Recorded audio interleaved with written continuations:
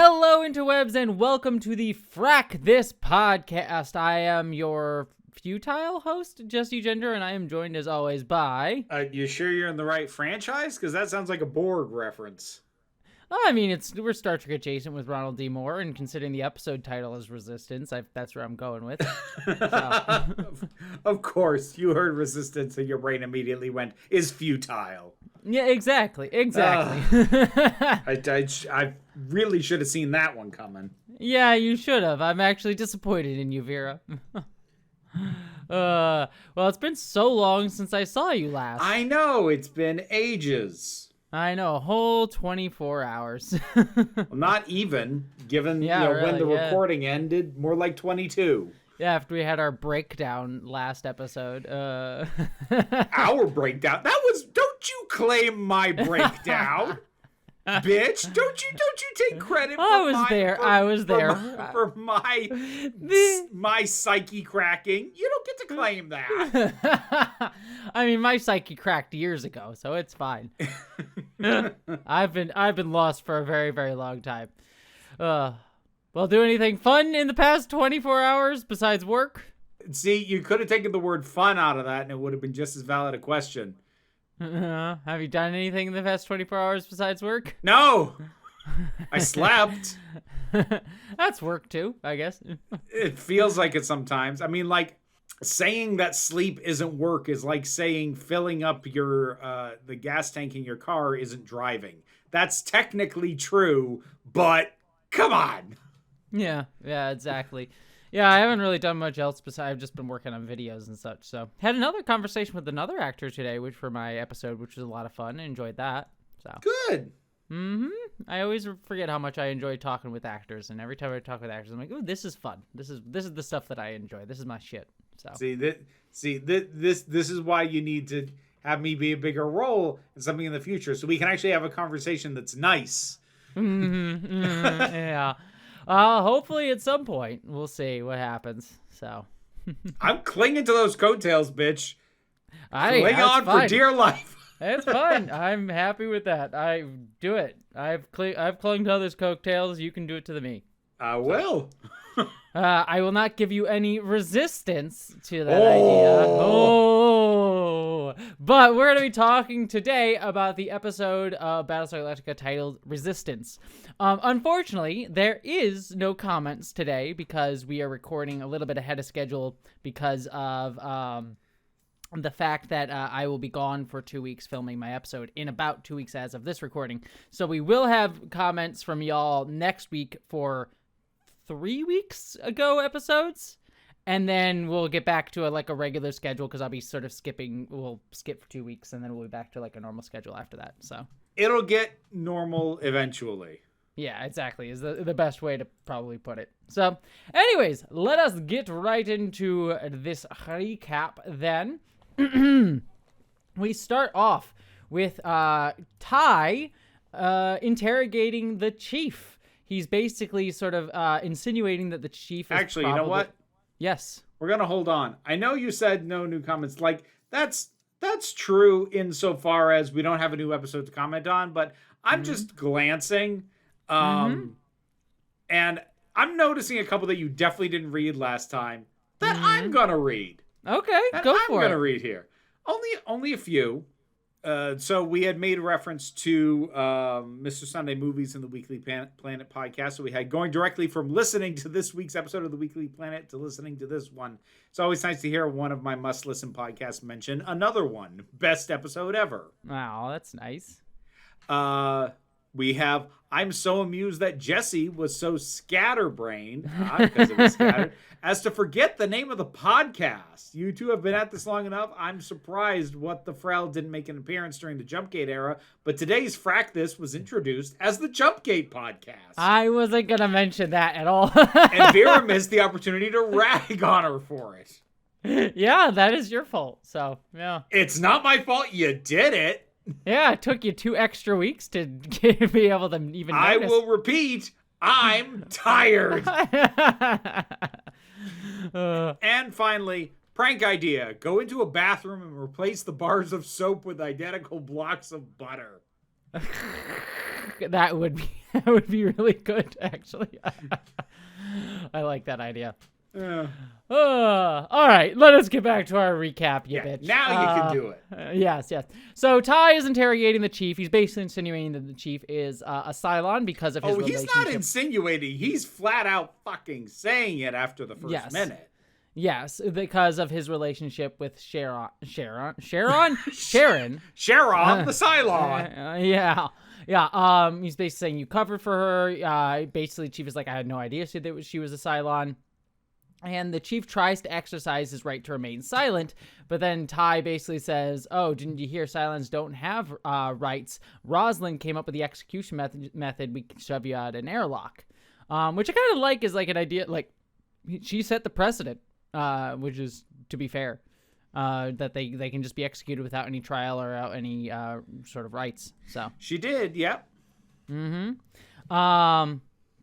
And then Chief starts arguing, he's like, I've served on the Galactica since I was 18 years old, but then Ty hits him, and then said, the old man always had a soft spot for you, and the Chief says, I love the old man, and Ty responds, that's what your girlfriend said, as he leaves the room. Yep, so Ty's really not holding it together. No, not at all. And actually in the very... Yep. Because, like, it is valid to be suspicious of the Chief. He is the one with the most direct connections to the person who you know for a fact is a Cylon. So I get that, but immediately launching into, cool, I'll shoot you out into space. It's like, dude! Yeah. Especially since he's your, like, best mechanic. Uh-huh. Yeah. He's the only one who knows how to make booze properly. You sure you want to lose him, Ty? You need him, especially. Speaking of booze, Ty goes out into the hallway, throws his alcohol, but then goes and picks it up. His flask, I should say. So. Yeah. The way that it landed, I actually kind of assumed the flask was also empty at the time he threw it. But yeah, he still goes back for it.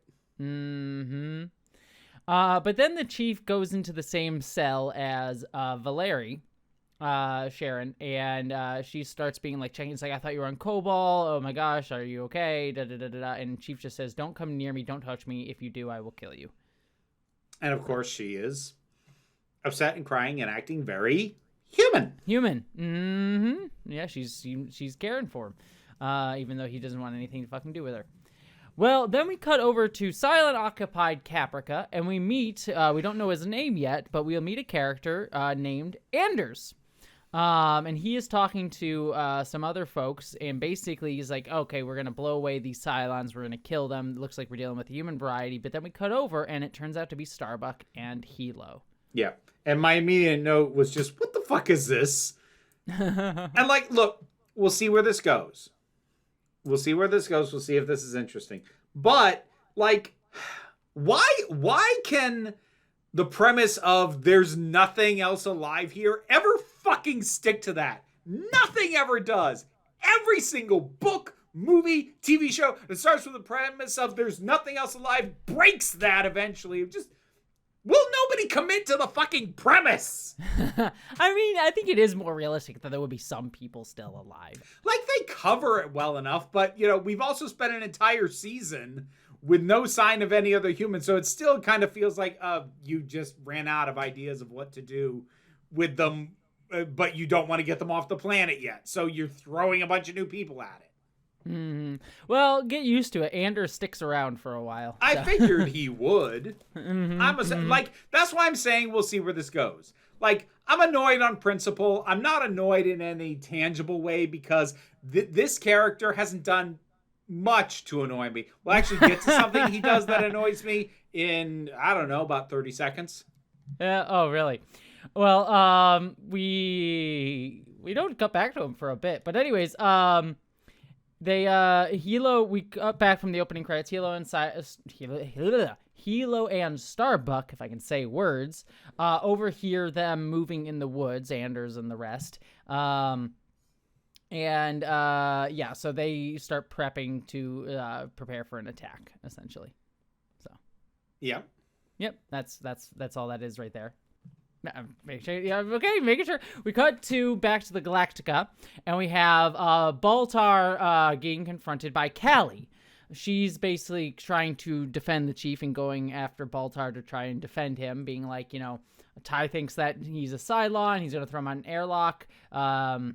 Valeria, this, if Adama was in charge, we could do something different. But basically, Callie sort of calls Sharon a toaster. And during this conversation, Head Six starts pointing out to Baltar, that term is racist and I don't like it. Tell her, like, basically say you should confront her on her racial epithets, which I kind of like as an idea, yeah. Because it is true. It is a racist term. It is a slur that's being used, so. It is, but, like, obviously, he can't say, don't call her a toaster, that's racist. Yeah, no, he cannot. That would be bad for him. But yeah, Head Six even says, your child's going to be half toasted. How does that make you feel? And Baltar says, nothing would make me happier, he says to Callie. But he's also speaking to her about defending the chief. But I don't think there's anything I could do that would help him. And Callie points out, well, he helped you with what you did to Crashdown. And Baltar, like, shoves her to the side and said, what I did to Crashdown saved your life. Are you blackmailing me? And she says, help the chief and help yourself. That's what you're best at, says Head Six to him as well. Yep. Mm-hmm. So, yeah. So Baltar is now being blackmailed into helping the chief. We then cut over to Ty talking to Baltar on the bridge, basically calling him out on stuff that you were talking about before, is that his Cylon detector didn't work. So, hold on. We got to back up. Hmm? You have... Unless I have completely lost my mind and or my notes are out of order, you skipped over the start of the gunfight. Oh, I guess it's the start of the... Yeah, I mean, there's a late... I was going to just get to it at the end. I didn't really take any other notes other than they start a gunfight. Yeah, no, that was the thing that I was going to say that he kind of annoys me with. How? Yeah. Because he has a clean shot.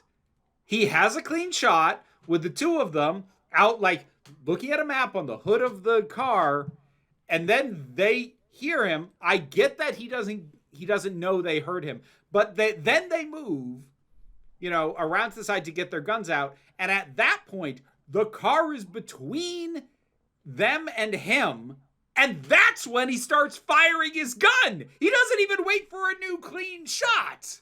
He had a clean shot, didn't take it. There is an obstacle now between him and his targets, and now he starts shooting. The argument that I would make is that he was prepping to get... Really? Everything? Okay. I'm just playing devil's advocate. You know me, I'm going to devil's advocate everything. Goddamn, woman. Well, here's what I would argue is he's getting ready to take the shot, but then they overhear him and move, and he realizes that they are getting into a position that will be good for them, so he starts shooting faster to at least delay them from getting into a better firing position. That would have made sense if they had gotten their guns quickly, but they're being all casual and nonchalant about it, so it takes them about 20 seconds. I still think that my reasoning works. Don't allow them to get a good position. Start firing. That just lowers my opinion of him, because the instant either of them started to move to put the vehicle between them and him, he should have already started firing. Yeah, maybe, but he's not a soldier. You wouldn't necessarily think that way. He's been taking out the Cylons for long enough, at least according to him. Yeah. He should be better than this. Yeah, maybe. Still, I don't know. I think it's fine for me. Anyways, we then cut back to Ty confronting Baltar about his failure of his Cylon detector. And we obviously know he's lying out his ass, but Baltar's like, well, it was a beta test, He could, and I like that he says beta. It's like, it didn't work at that point, I can try again. And yeah, he's trying to make the argument that he made more refinements after testing her. So even though that one was wrong, all the ones he did after that are right. Yeah, which is convenient for him. But incredibly. Ty basically calls him. I was like, no more of your Weasley technobabble. Just get it done. He says no more of your Weasley technobabble, but he also says, get me results. So I was there like, so you're telling him to figure out if the chief is a Cylon, but you're not letting him use the technique he has to figure out if someone's a Cylon. Okay. Yeah, like, well, no one's calling Ty consistently logical. Oh yeah, no, that like I'm not calling this as a writing problem. It's just like, Jesus, dude, you really. Yeah, I know. Balthar does try to confront him and says, legally speaking, shouldn't I take over the duties as the president because the president is incapacitated, like not in charge right now? And he says, I have declared martial law, so you're nobody. So Head Six says to Baltar, are you annoyed at that disrespect? Basically is kind of what she says. But then as Baltar leaves, we cut back to Ty, and he's basically learning that there's protests and civil disobedience happening around the fleet because of his declaration of martial law. And also some ships, especially the Tilium ship that fuels Galactica, will not resupply Galactica until the civilian government is reinstated. Yeah, it's almost like when you overthrow a government and try to become a dictator, people go, fuck that. No. Yeah. I know there's this weird, far out sci-fi concept called fuck your authoritarianism, but apparently. So I've heard. Yeah, well, I think we should just automatically do what the people in power say. We shouldn't question it in any way. They know what's best, and just let them work it out amongst themselves, Oh, yeah, obviously. You stocked up on soup? Yeah, most definitely. I called my Waymo. It's fine. And yeah, I do like that Baltar lying about Sharon's results before it came back and bit him. I kind of would have liked it to bite him harder than it does, but I am glad it bit him. Yes. We then cut to Apollo giving sort of his sort of regular sort of, I don't know, what am I calling it? Like pilot meeting. Briefing. Yeah, that's the word I was looking for. Briefing. And basically all the pilots are like, hey, we want you to still hang out. Come to our poker game. He's like, sorry, everybody. I have to go back to the brig. Starts heading back to the brig, and along the way, he starts talking to Dee, which seems to be sort of a regular thing, because he's being escorted back by Marines, and sort of Dee just sort of comes up alongside him, and they have a conversation as they both kind of head in the same direction. She sort of informs him about his father, says that he's the same and sedated and resting comfortably, but then she also informs him about the trouble brewing in the fleet, that martial law is not going down that well. I do love Apollo's line, and this is the honeymoon period. What's a dictator to do? Yeah. So something that, like, I'm just gonna note this because I thought it was gonna be a thing and it wasn't. When Dee noted not just that he's resting, but that Commander Adama was sedated, I noted that because I'm like, that could theoretically put Ty in a position where he says, just keep him sedated so he doesn't wake up. Now, that's not a thing that happens, but I did kind of go like, ooh, I wonder. But no. Yes. But yeah, Dee also tells Apollo that Ty is hitting the bottle pretty hard before they separate. So he's going to drink the ship dry, and then I guess the problem's fixed. Yeah, right? Everything's great. Well, speaking of other problems, Ellen is sort of talking and whispering in Ty's ear. Basically, and Ty is basically trying to think of a way to deal with the resupply situation.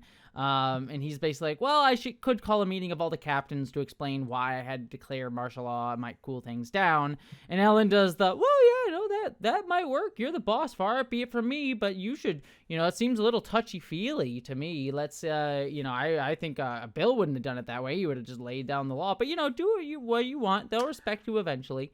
And this was just where I wrote down, Ellen, you are the fucking worst. Oh, I know. She is fucking awful. And I'll have to say, like, I'll just sort of reveal a little bit. I like this episode generally. I hate this fucking part, though, where it's like, oh, the manipulator woman behind the scenes. I just fucking hate that kind of sexist trope. And Ellen's been that, but it is at its height here, and it's this, she's been... subtle is not quite the right word, but more so than this.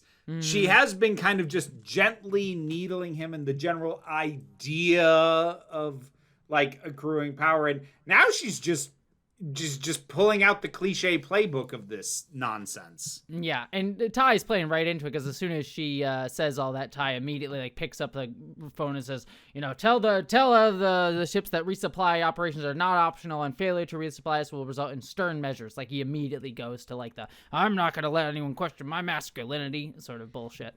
Yeah. So yeah. Yeah. So it's tried. We know it. It's not interesting, and it's taking a character who was balanced well enough for purpose up to this point and just made her the most extreme version of what this kind of character is. And I'm like, oh, cool. I don't care now. Yeah. Yeah, it's sad because like it kind of like allows Ty also to get off the hook a little bit too. Like not to necessarily say he's not culpable for all of his choices that he's making here, but it sort of like places the blame on like, oh well, he would have been more reasonable if it wasn't for the fucking bitch, Yeah, he was about to sit down and talk, but then his bitch wife. Yeah, exactly. So I will say I genuinely like the rest of this episode. That element of it is the one thing I'm like, I'm really just fuck that. I do not like that sexist trope. So yeah, not a fan. Yep. Anyways, we then have, we cut back to our shootout between Hilo and Starbuck and our, what I'll call the freedom fighters for now. Anders corners Hilo and then Starbuck corners Anders and then everyone corners everybody. And we have ourselves a little standoff here, with everyone pointing guns at each other. And Starbuck argues like we're not Cylons, and Anders says like, oh yeah, we've heard that all before. You've got a soul, blah blah blah blah blah, like all that stuff. So it seems to be a regular tack that the Cylons use, and being like, if they capture them, being like, hey, we got a soul, that sort of thing. So they start. I think Starbuck says, I want to hear some names. And Anders reveals that his name is Anders, and then Hilo recognizes him, Samuel T. Anders. And Hilo recognized that, all of these people are the Caprica Buccaneers, which is a professional pyramid team, which is a sport in the Battlestar Galactica universe. And they sort of say, we were in the mountains doing training, and now we've been raiding military stores and everything for ammo. And Hilo and Starbuck say the same for us. And they sort of question him, like Starbuck sort of says, all right, if you are who you say you are, how many, points did you make in the playoffs? No, it was how many penalties or how many fouls? Yes. And in the last game or something like that. Yes. And Anders says 3, but then Starbuck says 4.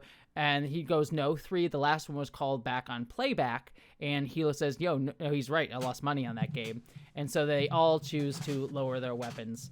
And then as everyone's lowering their weapons and they sort of like head off together, Starbuck even says to Anders, you guys suck. You can't shoot and you can't pass. And then Anders says, everyone's a critic. It is interesting to me that Anders and all these other people, they provide, or he at least provides the evidence that Starbuck asks for that to prove that he's human. She never actually gives him anything.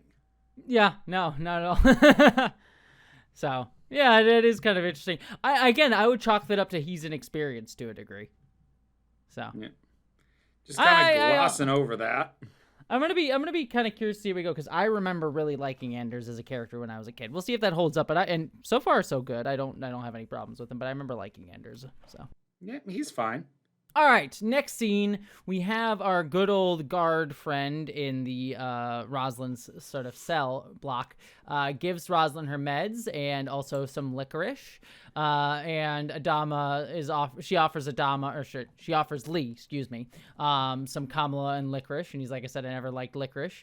But then he points out sort of in whispers, like, it's interesting that the guard still calls you Madam President. You still have supporters out there. And Rosalind says, something ugly is coming. I can feel it. So. Yep.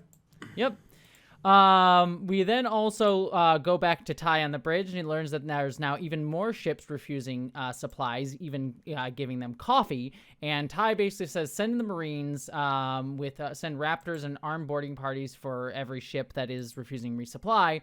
But then Gaeta basically says, well, we don't have enough Marine non-coms to do that. And Ty says, all right, well, find people to do it, like put pilots in charge, et cetera, et cetera. So. Yeah, I'm sure this won't backfire.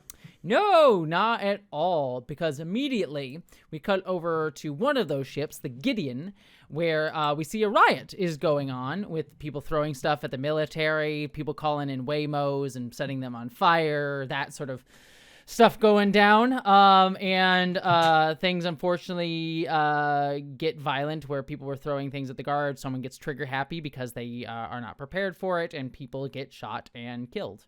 So yeah, it's almost like you shouldn't have gone down this fucking path. Yep. Also, you shouldn't send the military to civil unrest shit. Nope. Yep. Like, not that the cops are great anyways, but like, you're making it worse, dude. Yes. Fuck the cops and fuck the military, but military is obviously a worse situation in these regards. So yeah. Yeah. Yep. Anyways, we then cut over to the sick bay. We have learned that 4 civilians were killed, and Coddle even calls him out. It's like, you put a child in charge of crowd control. So, and yeah, Ty does go over and talk to the pilot, who, tries to make an argument like, you weren't there. They were armed. They were yelling and screaming and throwing canisters and coffee. And Ty's like, you shot people throwing coffee at you. But yeah, then Ty sort of like, I get why he's upset, but at the same time, like, dude, he wasn't trained for this. None of them were. Yeah. Oh, yeah. I mean, everyone has guilt to go around, but it is very much on Ty's shoulders. Like, he is not culpable in this. Like, he should have known fucking better. That's not to assuage the responsibility of anyone else in that situation. Oh, but no. To say it's squarely on Ty's shoulders. Anyone who saw otherwise unarmed civilians throw a canister of coffee and go, gunfire is the appropriate response to that. Fuck them, but also, extra fuck the guy who put them there. But yeah, Ty goes in to see Bill, and he says, if I ever needed you, Bill, it's right now. Or if we needed you, Bill, it's right now. So, and we, which was such an odd moment to me, because, like, he knows he's fucking up. He knows he's making it worse. And he's still doing it.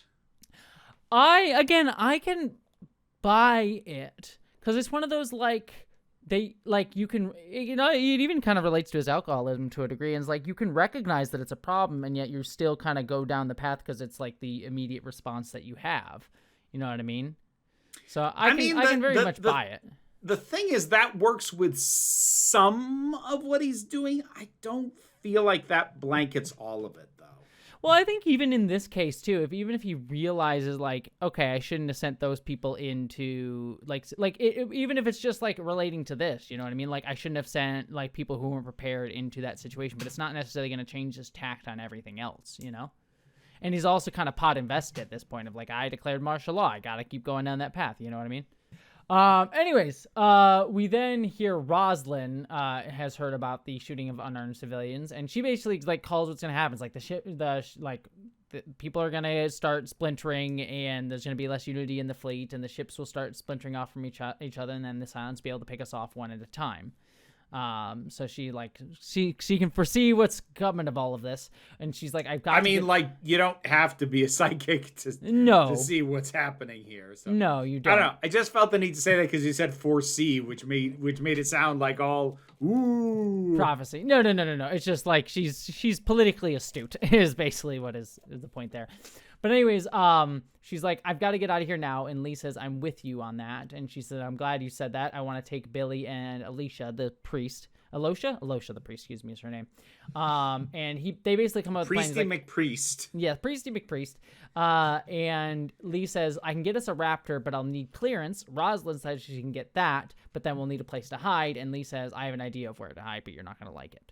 So. Yep. I immediately knew, as soon as he said that, okay, so it's going to involve Zarek. Of course it is. Yeah. Which, like, okay, jumping ahead a bit, again, is one of those cases where, given how obvious it was to me, I kind of would have liked her to have been less surprised to see him. Yes, yeah. And I kind of would have liked her to be like, yeah, I figured that's what he meant when he said I wasn't going to like it. Because it's not like she's shocked and stunned, but I'm like, I feel like you should have put those pieces together. Because I did in 2 seconds, and I'm not that smart. Yeah, no, I agree. You agree on which part? All of it. You agree that I'm not that smart? Yes. Interesting. I will have other things to say about that later scene, but we'll get there in a minute. We then cut back to Ellen and Ty. And Ty is basically lamenting everything. Is like, it was always supposed to just be me and Bill. I didn't want the command. He was supposed to deal with all of that. I don't want to deal with it. And then he basically gets angry at Ellen. Is like, you manipulate, you push the knife in. And she goes, you're so fucking passive. If I didn't push you to do anything, you wouldn't do anything at all. And he grabs her. And then she hits him. And then they just start making out. Like, she seems to put up some resistance first, but then they go full bore into it, and I think she says, "I love you so much." So it's just toxic. She central. says, "I love you," and then he goes, "Shut up, Ellen." Yeah, it's just toxic central right here. See, the thing is, I am way more okay with this than I was with the previous scene. Oh, I agree. Like, this is just showing, like, they have a very, like, it's a weirdly realistically toxic relationship. Like, I get it. It comes across more as like she's like belittling him and everything. Like, that reads as true. It's the more overtly like mustache twirly, like, I'm going to manipulate you and your masculinity. So obviously, like, It was just such an overtly tropey scene. This reads like, it's not the most groundbreaking depiction of this, but this reads more realistic and is just showcasing a very toxic scene. Yeah, like, this is messy in a way that makes me go, yeah, sure, why not? yeah, very much so. But yes, we then cut to Chief and Boomer. And Boomer, and they're both in the cell. And Boomer basically goes, "I'm sorry I got you pulled into this." And Chief just goes, "You're a machine and I'm not." And she says, "I know how you feel." And it's like, he goes, "Software doesn't have feelings." So basically still much very, for lack of a better word, dehumanizing her.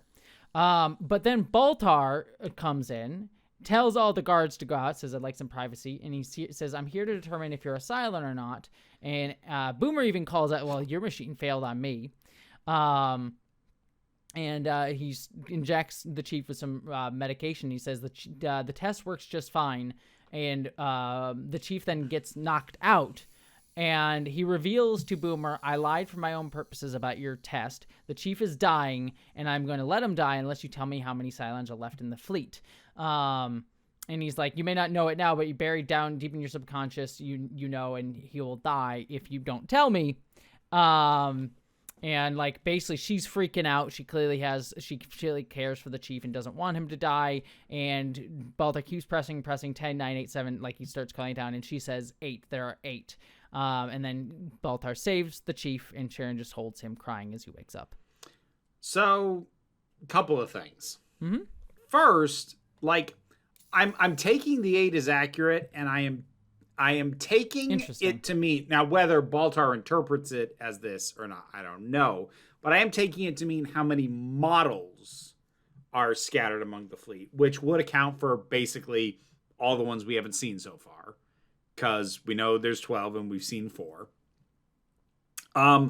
That being said, like, it is also possible that that's like the raw number of actual Cylons there are, regardless of which models. Doesn't really matter that much in the long run. I kind of wish she'd set a number that I knew was wrong. But again, post 9/11, threats and torture work and result in accurate information, even though in reality they don't. I would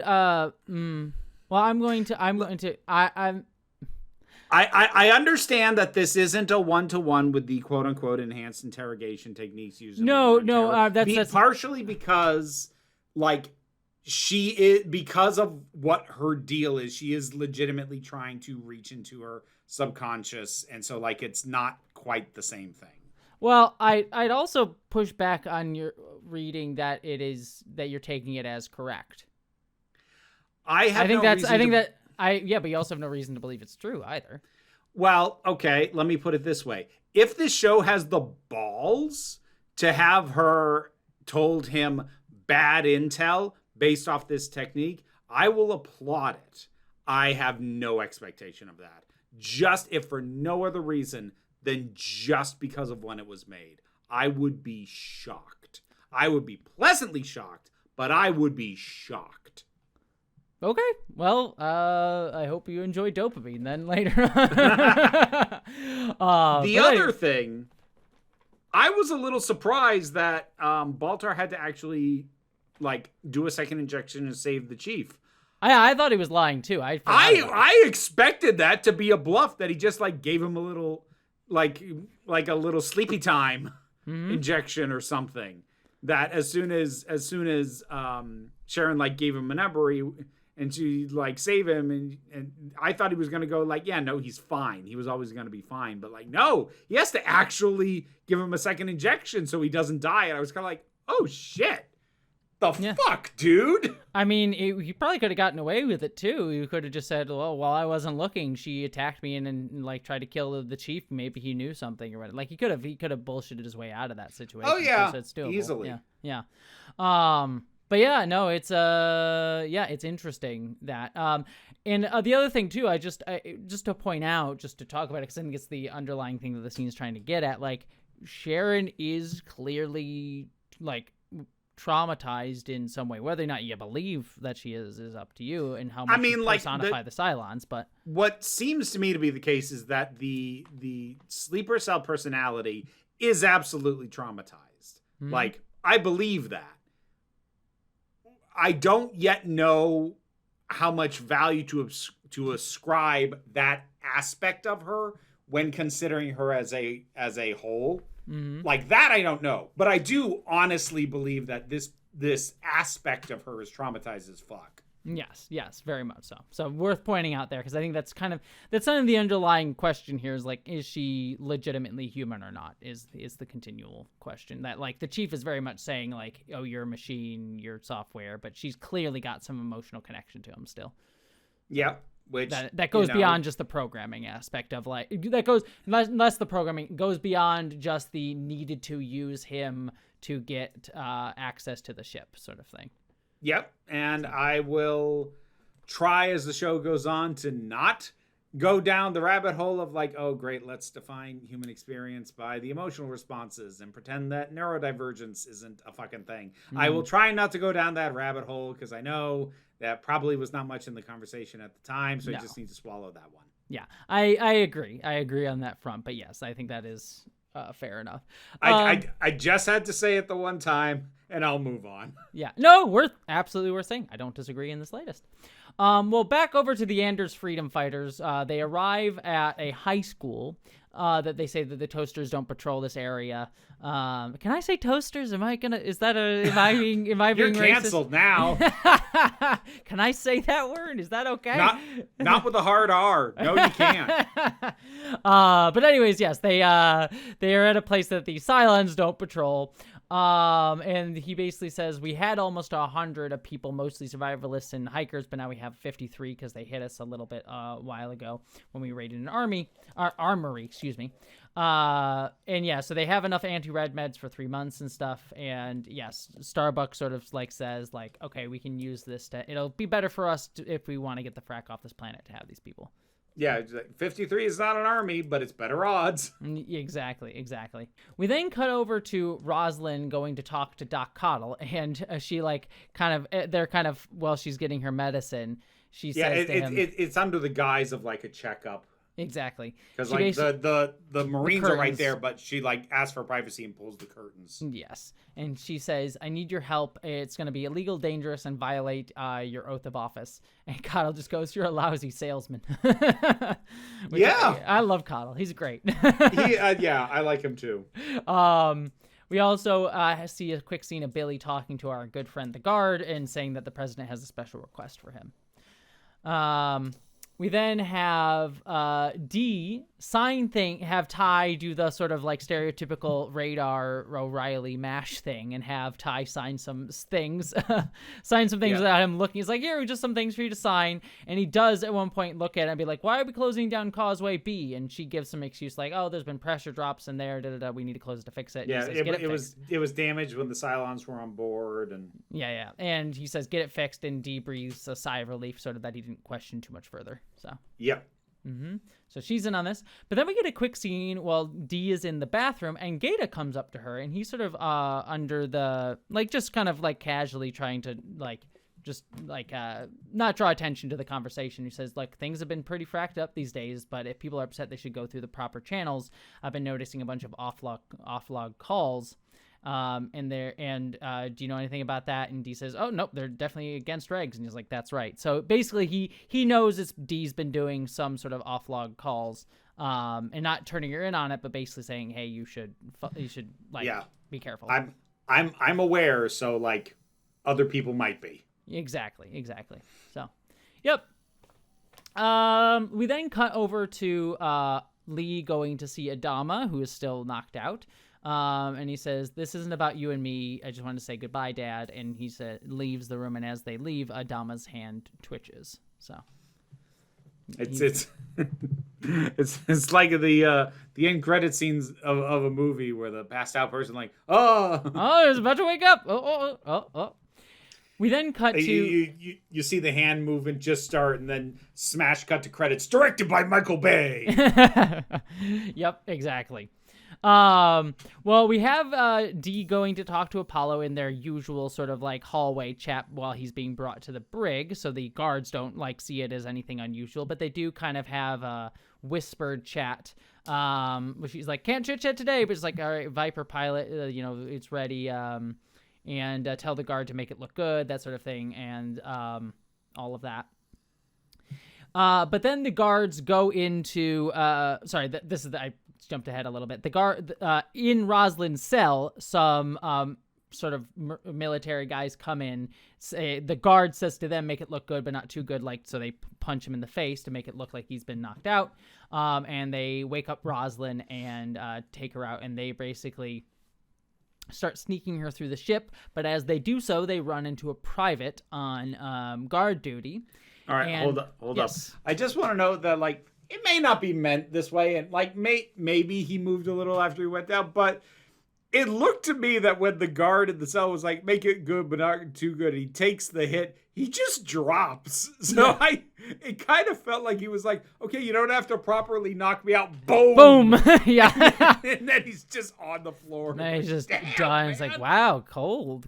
You didn't have to take his head off. Christ. Yep. Well, yeah, the president then confronts the private who has drawn a gun on her and basically says, we both took an oath to protect the articles of colonization.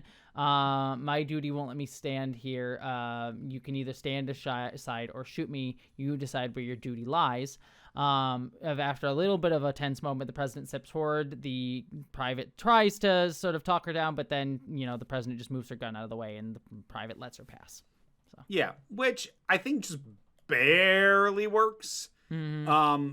I don't know. I'm at a point where the kind of cliche scene of appealing to the humanity of a cop or a soldier with a drawn weapon, like remember what you're really here to do. I don't know. It kind of reads as hollow and propagandist to me these days. But that having been said, I think it just barely works here because this is a one-on-one interaction. She's right there.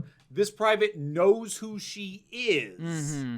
That's what I'm saying, it's not just random person who I can imagine in my mind is definitely a threat. Mm-hmm. And also she is very specifically a private and presumably has probably not held a gun pointed at anybody up to now. Yes. That was loaded and active. So I think this scene just barely gets away with it because of the fine details. Yes, that very much I agree. Because, I agree in a general sense it could be very propagandistic, but in this sense I think it works pretty well. So, yeah. It works fine for me.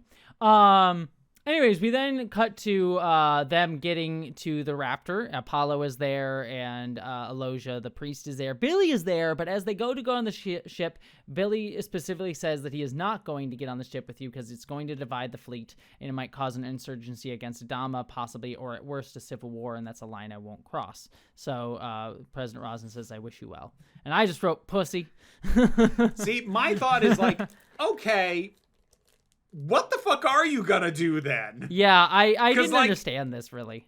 Yeah, I do understand that he thinks she's making a mistake, but he's also not gonna try and stop her. I get all that. But dude, you're gonna be one of the first people interrogated. you were her personal assistant. Yeah. And like, what? I understand you don't want to be party to what's happening, but what do you think you're going to accomplish staying here? Yeah, I get it that it's like a moral line that he doesn't want to stand by. I don't think he's trying to say he's going to accomplish anything. He just doesn't want to cross that line. I don't know. I think it feels he like has a weird... not really thought this through, is what I think. I think he is making the classic era of, well, it's the principle of the thing. I'm like, there's more at play here than the principle, and if that's all you're taking into account, you're being an idiot. Yes, that's exactly my read as well. Yeah, he's standing up on the principle of the thing, and it's like, I don't think that's going to get you much or do anything for anybody. Yeah. Your principles do not help us right now. Yeah, it doesn't help anybody in any situation. So, anyways, we get onto the ship. Rosalind and the priest basically have a quick moment, but they get off the ship by pretending they are heading out for a medical emergency under Doc Cottle's orders. The Raptor does get out, but then Gaeta reports to Ty on the bridge that the president has been missing, and he sort of locks down the ship, but does learn that they managed to get away with Cottle's emergency, and Cottle sort of calls up to the bridge and says, you know, he was forced to request the Raptor at gunpoint, so that he's given at least an excuse, and to not be suspected. Ty then calls Apollo and says, I'll shoot you down. Don't think I won't because you're the old man's son. He has hot dog fire across their bow, and Lee says, like, you do what you got to do. Gaeta sort of says they're going to Cloud 9, which is the busiest transport hub in the fleet. So if they get there, we probably won't be able to find them after that point. But Ty eventually backs down and tells Hot Dog not to fire. So yeah. And then the scene ends with Ty sort of saying, oh, they couldn't have done this on their own. He asked Gaeta, did you notice any off-log calls? And Gaeta lies and says he didn't. Mm-hmm. So Gaeta's still got his own principles. I mean, like, and that tracks for me too, because like Gaeta is a guy who has gone through with the orders when he's gotten them, but also like we've seen, like I noted how uncomfortable he was with the order to take the president into custody in the first place. So I think this is probably, at least at this point, about as far as he's willing to go. But he's clearly been unsettled by a lot of this. He's just not ready to go full resistance. Yes, very much so. Yeah, he's definitely a guy who's like, yeah, I have feelings about this stuff, but I'm not going to break orders or anything just overtly yet. So yeah, it's like it's the kind of thing where like, look, I don't know if I'm okay helping you with what you're doing, but I also don't have to help the people who are trying to stop you. Exactly, very much so. Well, then we arrive on Cloud 9, the Raptor does, and yes, as we've already talked about, Zarek is there. Rosalind is slightly surprised, but again, we've talked about this. It was Lee's idea, and she basically says, well, I guess the enemy of my enemy is my friend, and even Lee says, well, I think Zarek's he's the one that will have the most shady friends to help us out, and I love Zarek. He says, like, I love how he puts it. Yeah. So... And also, I don't know, like, first of all, not only is the enemy of my enemy is my friend line a cliche, but also that really felt oddly combative. That was going to be my critique of the scene. It is weird. Like, it's weird, like, being like, hey, you piece of shit. You're like, fuck you, you douche nozzle. He's helping you. Fuck. Yeah. Fucking... And like, I get that in normal political circumstances, you aren't cool with this guy. I get that. But also, so far, in terms of what has actually happened since all this nonsense began, he has not actively undermined you. He has not really done anything to warrant the label "my enemy." Yeah, and in fact, he's been the one pushing for her reinstatement the most vocally when it was the Quorum of 12 scene last episode with Ty. I was okay. I did factor that in because I'm like, I'm not sure if she knows that. She might not know that, but I'm also putting the fact out. Like, obviously, he's doing it because he's more for the respect of the office than necessarily for Rosalind. But, for sure. But yeah, it is kind of one of those things where it's like, your level of hostility has not been earned. Yes. And again, it's that thing where like the show wants me to really hate this guy and really distrust this guy and really be like, oh, he's such bad news. But I'm like, what is your problem, people? What is y'all's problem here? Again, I'm still on Team Zarek so far. Like, again, I'm sure I earnestly do not remember. I know he'll probably do something at some point to be like, oh, you went too far. Oh, like, I'm sure he will, and I'll lose my shit when it happens. But, like, so far, y'all need to calm the fuck down. Anyways, we then cut over to what I'm sure is your favorite scene in the episode, where Starbuck goes and meets Anders at the Regulation Pyramid Court, which, by the way, I love. This is just a behind-the-scenes things on this. It's sort of a weird court with, like, there's, like, different, like, things around them that they, like, throw things into. They famously never came up with rules for this game. So, like, whenever actors have to play it, because we'll see Pyramid a couple times, they just throw shit around and do stuff. There's no, like, real rules to this game. It's just kind of funny. There was one thing that was consistent. There seems to be a sort of there's like safety triangles on the floor. Yeah. That, like, when the ball's in that and whoever has their hand on it, like, they can't be tackled or whatever. But yeah, it's a mashup of, like, rugby and basketball, and also Regulation Court, my ass. This thing's fucking tiny. It's the perfect size for a one-on-one thing like this. Like, you're telling me that's regulation size and you have teams? How do you move anywhere without getting an elbow in the fucking throat? Yeah, very much so. But yeah, Starbuck reveals, like, because Anders says, I'll wipe the court with you. And Starbuck says, no, I was up for professional, but a bum knee took me out of competition. And so she says, I'll kick your ass. And he's like, well, I hope you don't say my poor knee. And then they play, and obviously it's some sexual tension, frisky times that is boiling here. So what?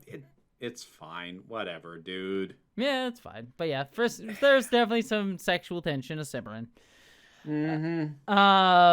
Anyways, and next episode it's gonna open with her fucking Baltar again for no goddamn reason. Suddenly she's back on the Galactica, fucks Baltar, and then is immediately back on Caprica. And then honestly, that would make about as much sense as the last time it happened. I'm still fucking like, what the hell? I just want Ronald D. Moore to explain what the fuck he was thinking. And I bet you he won't answer, because there's no answer that's going to make him look good. I should go back, because I didn't listen to that like commentary track, but he does have one. I should go back and listen to it, because I am curious. Yeah, you should. Because, like, I'm not going to let that one go. Yeah. Anyways, we have the Chief is released. Which I was a little bit surprised by. So, like, Baltar's there when he gets released, and, like, the Chief thanks, but, like, everyone's thanking Baltar for getting him out. But, like, I did find myself wondering, like, okay, but Baltar officially has no authority. He's not being treated as the vice president. Mm-hmm. He would have had to get Ty to sign off on letting the Chief out. And I'm not convinced he could do that, because what he did to get information out of Sharon doesn't disprove or prove anything either way about the Chief. Yeah. So on what basis did you get Ty to say, okay, let him out? Yeah, that is a bit weird. The only thing I could say is he just said, oh, I did a test on him and he was fine. But, like, I don't really. Except Ty was all like, I don't want to hear about your tests. Yeah. Anymore. He had already kind of signaled that he didn't want to hear that, and he wouldn't listen to that as a technique again. Yeah. I don't know. So, yeah, it is a bit weird. It glosses over. And so, like, the scene implies that Baltar had the authority to get him out, and, like, no, he fucking doesn't. Yeah. Well, Head Six does say love is a strange and wonderful thing, and Baltar sort of reiterates that. It's like, you'd be happy you experienced love at all, even with a machine. And then Boomer is getting taken. I do love that when he says that, like, Head Sex is like massaging his shoulder. I'm like, yep. That's a good shot. I like that one. Mm-hmm. And then Boomer is taken away, and he basically learns that she's going to be treated like a lab rat. So, one other scene I forgot to mention, it was earlier on. I kind of skipped by it because it was relatively quick, but it is worth mentioning because it is a new set that we're going to be living in this show for a little while too at certain points. But we cut to, it was earlier where Callie goes and visits Jammer. While they're building a cell to put the Chief in. So that is a new set. We're gonna get. It's basically a new cell set that we're gonna get for the show. And so yeah, it's building a new set. But yeah, Callie, Jammer basically says like, oh, it's like the Chief's fault. Get pissed at Boomer. He's the one that put the Chief in this cell. She's the one that put the Chief in the cell, not us. And Callie kind of gets angry about it and being like, you don't have any loyalty to him. So yeah, Callie is very much like on the Chief can do no wrong bandwagon. So. Yep. All right, we cut back to Ellen Ty, and Ellen is angry at Ty for not shooting down Apollo, and Ty's basically like, "What? It was his son. What was I supposed to do?" And she's like, you won't have this command. You're a laughingstock." But then Adama comes in. And he's like, "Ellen, can I speak to my XO?" And she's like, yeah, of course. And she's very like, "Oh yeah, I'll defer to him." This fucking woman, man. Yeah, very much so. But he goes up and asks Ty, like, what is happening on my ship? So, Ty and Adama have a conversation. He says, I fracked things up. I made some bad calls. And Adama says, I've also made bad calls. And Ty says, not like this. And he's like, well, I've never had much use for people second-guessing my decisions that never understand the pressure of command to make a call that affects 1,000 lives. And Ty says, you make it look easy. And Adama says, we'll pick up the pieces together. But first, where's my son? Well, first thing that Ty says after Adama says after Ty says, you make it look easy, Adama goes, well, now you know that's a lie. Yeah, very much so. Yeah. So, yeah, Adama's back in charge, but now his son's not there. So there is that to deal with. But then we cut to the final scene of the episode where we have a Chief and Sharon sort of being walked through a crowd of very angry, sort of more rioters or whatever. And Sharon gets shot by Callie. And she dies as the Chief holds her. And she says, I love you, Chief. This scene's so fucking weird, man. So this had no effect on me at all. Mm-hmm. And I think it's because I was completely taken out of the scene by, like, the crowds in the hallway shouting at her, like, traitor! And I just wrote down, is this a fucking perp walk? What the hell is happening? Mm-hmm. Like, first of all, to be clear, I buy lots of people on this ship fucking hate her. I get that. But this is not analogous to the crowd of civilians that were hurling coffee. This is a ship of disciplined people, at least in theory, and who, as we have seen, by and large, when told, get the fuck out of the way, they will get the fuck out of the way. Why did these people know that she was being moved? How did they know when she was being moved? How did they know where she was being moved to? Why wasn't the hallway cleared with all this shit going on? It, like, my brain was asking all these questions because, like, it was just so evocative. Well, as soon as she got shot, I just wrote down, oh, we're just fucking doing Jack Ruby. That's, like, just what we're doing, straight up. But, like, my brain didn't engage with her getting shot because I was already so taken out of it because it felt so weird and out of place with these crowded halls. I will say, again, playing devil's advocate here, of course. I'm sorry. It's one of those things. I will actually agree with you on this. I think it could have been made believable, but they needed to set it up a little bit more. I would argue, like, A, Ty doesn't give a shit about her enough to be like, I'm gonna try and protect her. B, he's been dealing with a lot of other stuff and it's not been on his mind. And so it wasn't something that he was, like, thinking about in terms of, like, oh, I should probably clear the area. And then C, like, everyone else there's a lot of tensions high. So, like, their people are looking for an outlet to vent all of their anger based on everything that's been happening, not just Sharon shooting Adama. So, like, I guess, again, I could buy it, but I think it needed a little bit more setup.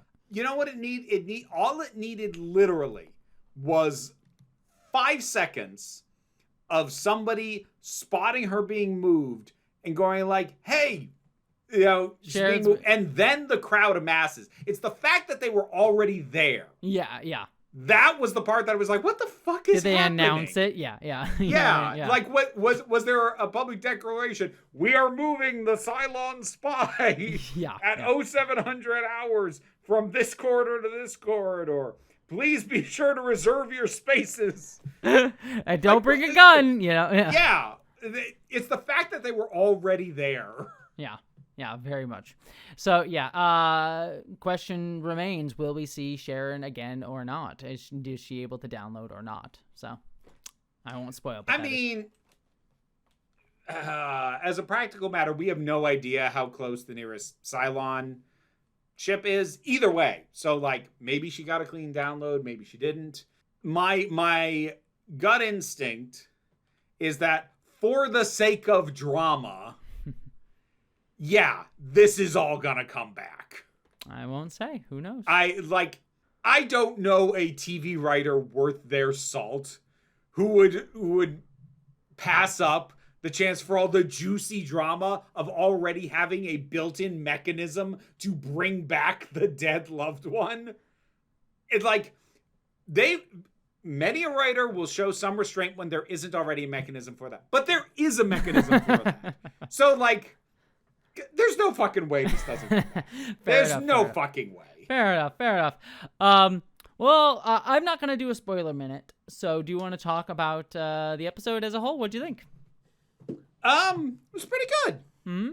Yeah. You know, I do my nitpick shit because it's me. But no, it was pretty good. It was, you know, dealing with, you know, sort of the tail end of Ty should never be in charge of fucking anything. He's very good at making sure orders get carried out. He should never be the one giving them. Yes, very much so.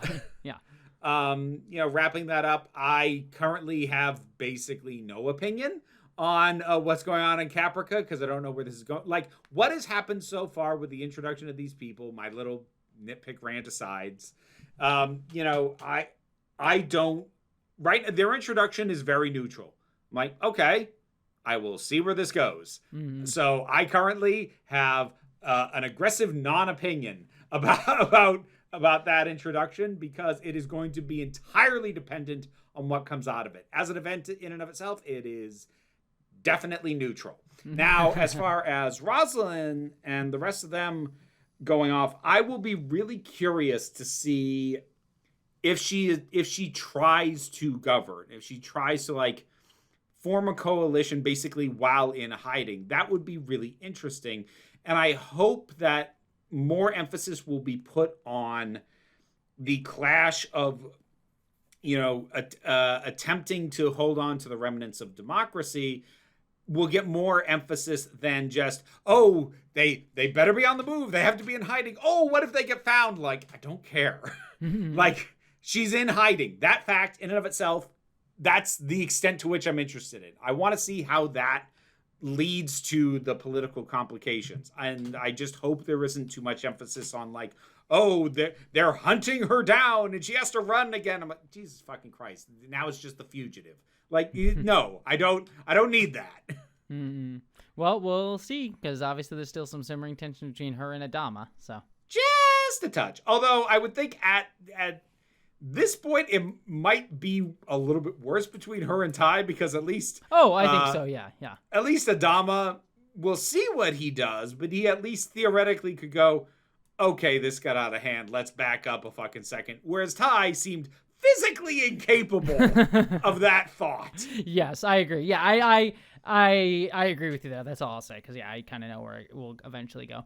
But yeah, we'll see it. And yeah, I agree with you. I think my only major knock on this episode is just the Ellen stuff, that one scene with Ellen that I fucking hate because it's tropey and sexist. But beyond that, I really like the rest of this episode. I thought it was very, very solid. So yeah, that one scene was the Lady Macbeth we have at home. Yeah, exactly. I despise that scene. But other than that, the rest of this was really good. I enjoyed it. Anything else, Vera? Nah. Alrighty then, stuff time. Stuff, you know all the stuff, but I'll tell you anyways. Council of Geeks, Patreon pays the bills. YouTube, I am back down to weekly videos. I don't know what the hell they're gonna be. I can't think. And also now we're like even further out from when we're recording to when this goes up, so I definitely don't know what's going to be coming out there, but new videos every Saturday. And there is the Break Room of Geeks, where I talk about whatever I have watched, listened to, read, or played lately. It's mostly just been this podcast and the gaming live streams that I do, because I have been too wrapped up in other stuff to put anything else up there, but I'll get back to it. I promise. You can also find Council of Geeks on Blue Sky, and that's kind of it. And that is the geeky stuff. There's also, of course, the spicy stuff. Spicy stuff. And for that, you look for Vera Wild. Wild is spelled W-Y-L-D-E. And you will find deliciously spicy content on YouTube, TikTok. And you can find me at Jesse Gender, where I do video essay style stuff on YouTube. As I said recently, I have a Star Wars Andor video out. I will have a Star Trek video out in the near-ish future, within the few weeks of this going up, most likely. I am also on Jesse Gender After Dark, which is my secondary channel that I do news, reviews, reactions. I'll be reviewing Star Trek Strange New Worlds as well as Peacemaker in the near-ish future. I also am on Nebula, which is the streaming service that houses not only my videos, but also my movie Identities, a science fiction film starring Abigail Thorne and John Delancey, as well as the upcoming show Subliminal, which I am going to be directing an episode of quite literally in 2 weeks as of this recording, and right now is when you are listening to it. I am also on Patreon that helps me pay my bills, and I'm on Blue Sky and Instagram. That is everything I have got. Anything else, Vera? Nah. Alrighty, with all that said, I hope y'all live long and prosper. Be seeing you.